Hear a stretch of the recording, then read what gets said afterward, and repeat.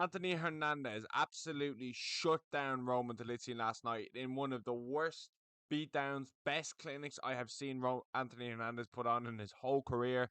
And this dude is a problem at middleweight. Last night, first few rounds, I really thought the first 2 rounds were kind of like Hernandez kind of getting into gear. And in the third round, I really saw Roman Dolidze kind of fade. I really thought that's when he started to fade. He just kind of like mentally wasn't there in the third. He started getting wobbled a lot more. Hernandez started getting his takedowns. I thought Roman Dolidze kind of gassed out then as well later on, towards the end of the fight, maybe the third and the fourth. And when I was watching the end of the third round, I was like, Jesus, like there's no way this dude's making it past the fourth. It was a beatdown. Hernandez is great, and he's on the right path. He's on the right path. I'm not 100% sure if I sit here and say Anthony Hernandez is going to be a champion, but I would love to see Anthony Hernandez versus like a Paulo Costa. Does he beat Paulo Costa? I don't know. After Paulo Costa's last performance, I think Costa looks sharp, but Hernandez is so good on the feet. He's so good on the ground.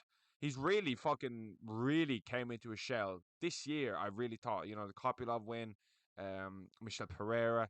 Now he's got a nice win off fucking, Delizzi. He's really kind of beating the guys that you should be beating, and he's beating them in the fashion I want to see you beat them in order for me to pick you with a Paulo Costa or a Jared Cannonier or a Sean Strickland.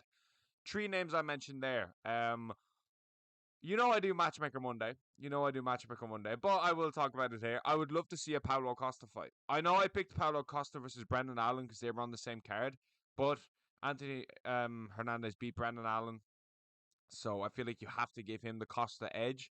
But then again, you could do Costa versus Allen and then Cannonier versus fucking Hernandez. That would be a fucking sick fight. I'd love to see that. There's a few ways you can mix and match it. Obviously, Hernandez fought Brendan Allen recently, so that's not going to be a fucking matchup that's going to happen anytime soon. That's the second time they fought. They fought in the LFA, which is it's actually a really good organ. It used to be World Series of Fighting. It used to be World Series of Championship Fighting. And then they moved it to the fucking LFA. The LFA is kind of like another. It's kind of like I always thought the LFA was like an American Cage Warriors. Like people like Royval came off there. Gaethje kind of came off there. Like Gaethje was World Series of Fighting, so he didn't really come off the LFA. But I keep up. I kind of keep up with the LFA. I might start making more content breaking down like LFA Cage Warriors, but I really don't think there's like a thirst for there for many fans. But then again, that could be a niche kind of audience to get towards. Well, we'll see. But back to Hernandez, his striking was on point last night. The combinations really landed. Delizzi didn't really land much. Like he was competitive in moments on the feet, but when Hernandez kind of got the grappling going, the first round was kind of a bit of a write off. Didn't really expect much to happen there. But when Hernandez kind of got the flow going on the feet, I thought he was just absolutely banging. I thought he was absolutely banging them out. His combinations were on point. He used the grappling when he had to.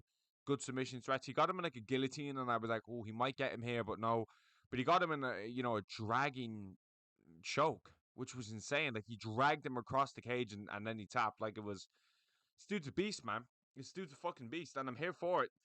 I don't know if I wouldn't necessarily say he's like a star. He's just got like good potential that us hardcore fans know. I'm a hardcore fan of the sport. I don't give a fuck what anyone says. Oh, you did guys, we should fuck up. I make videos. I break down every single UFC card. I'm giving myself a hardcore name. Only hardcore fans and real fans of the sport kind of know who this guy is and know that he's a threat in the division. I don't know if he beats Sean Strickland. I feel like if you're going to be Hernandez, I want to see you move forward a lot. And Strickland's going to move forward a lot. Robert Whittaker's there as well. He could fight Hernandez. I feel like Strickland would beat him with the forward pressure. That's kind of what I think would get Hernandez. Someone relentlessly moving forward. I think Strickland would beat him. I think Strickland would beat him. Keep it real. I think Hernandez would probably outpoint Paulo Costa, but Costa definitely can land. Costa looks so sharp, so fucking sharp in his last fight. So I wouldn't even say that's necessarily like a one-sided beatdown on Hernandez's part. Costa could win. Cannonier, don't think Cannonier would beat him. I think a forward pressure fighter. Whitaker might, but I don't know. I don't think so. Whitaker, maybe like a Dorita would beat him and a Dricus would beat him. I wouldn't pick Whitaker to beat him now to think about it. Not at this stage of his career, but I think Strickland's a bad matchup for him. I think Dricus is a bad matchup for him.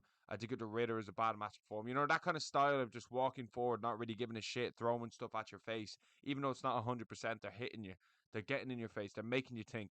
And that's what I think is going to have to beat Hernandez. I think that's going to be a kind of step in progression that he's going to have to get used to. And I think Costa's a good step in the right direction for him. You know, he's proven himself against like Allen. He's proven against himself like Delitsi, Kopylov. I wouldn't like see him fight Vittori. I don't really give a fuck about that. You know, Vittori lost to fucking Delitsi if memory serves.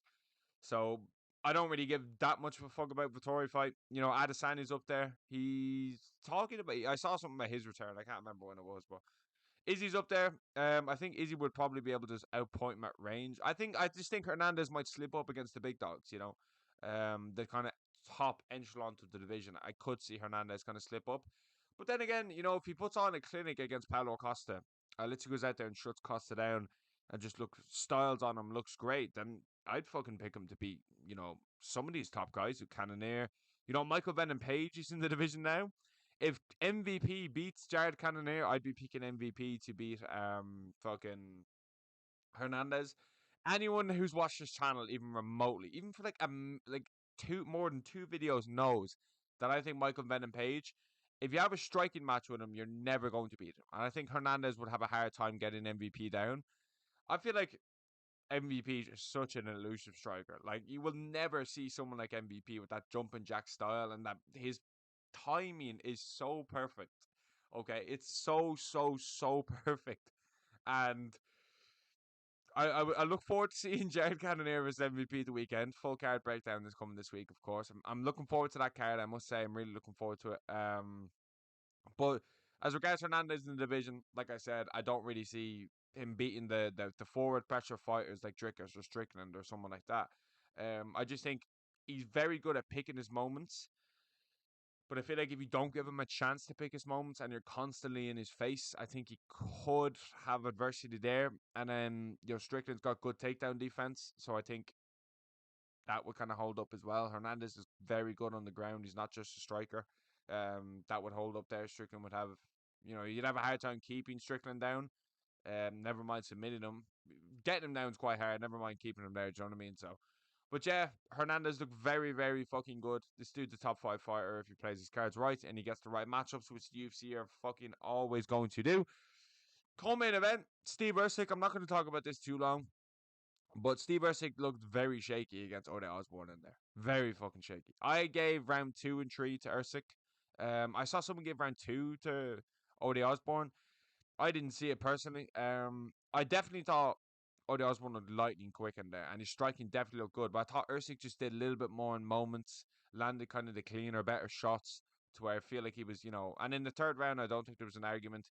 First round, I gave to Ode Osborne mainly because of the knockdown. I know Ersic kind of ended up on top with his back, but I just didn't think that was enough.